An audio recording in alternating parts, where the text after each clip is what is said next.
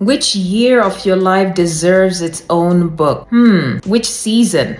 Doesn't even have to be a year. Which season deserves its own book? Let's talk about it.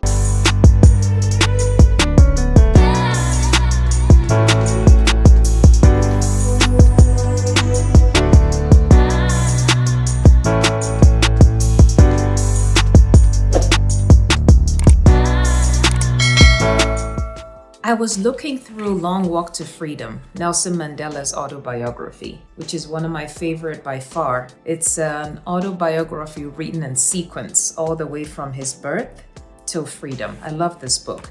I love the design, the format, and of course, he was a very admirable man.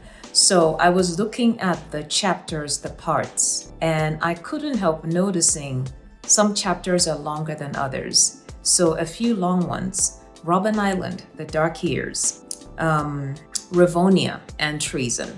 So the chapter Treason has to do with the very first time he was charged with treason. I don't remember now the years because I know he was in court for a few years at the time, but I know that was the first time he was found guilty and imprisoned. And then while he was in prison, some evidence came up about some other things. And I believe he then went in with a bunch of colleagues into the Rivonia trial. So the Rivonia trial is the one that sent him to Robben Island. I remember that.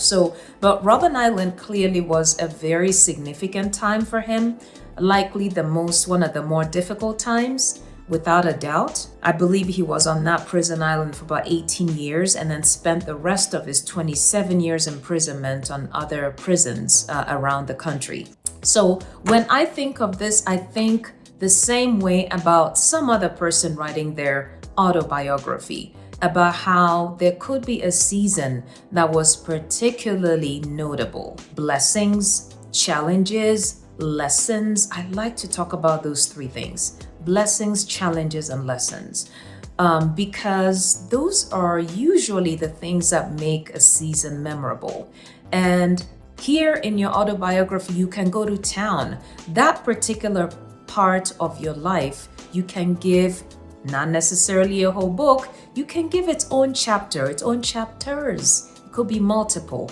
You can dedicate a whole section to it and describe in full, because the person reading your story can use it as a roadmap.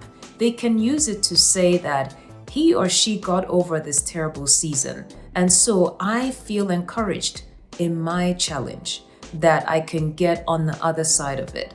You don't always overcome a challenge in the sense of canceling, nullifying it, but you can overcome a challenge by learning to live with it, right? Developing coping mechanisms. So you really need to go into detail. If you choose to write about a challenge in your autobiography, you have to be vulnerable. You have to be honest. You don't have to put everything in your autobiography, but when you decide to put it in, you really have to be clear-cut and honest, because you're helping somebody else, right? And you want to tell the story the way it actually happened.